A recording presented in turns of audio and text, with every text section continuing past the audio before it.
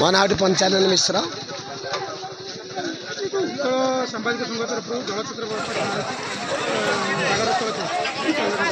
ଆମର ପ୍ରତିବର୍ଷ ଆମର ମହାଶିବରାତ୍ରି ଉପଲକ୍ଷେ ଏଠି ଯାଦବ ସଂଘ ପରିବାର ତରଫରୁ ଆମର ଉତ୍କ ସାମ୍ବାଦିକ ତରଫରୁ ଆମର ଏଠି ଆଖଣ୍ଡମଣି ବାବା ଆଖଣ୍ଡମଣି ପାଖରେ ଦିଆଯାଏ, ପ୍ରତିବର୍ଷ ଦିଆଯାଉଛି।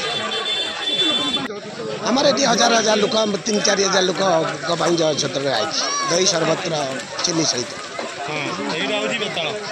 এটা আমরা 4টা পর্যন্ত চালু। ମୋ ନାଁ ସନ୍ତୋଷ କୁମାର ଦାସ, ସାମ୍ବାଦିକ।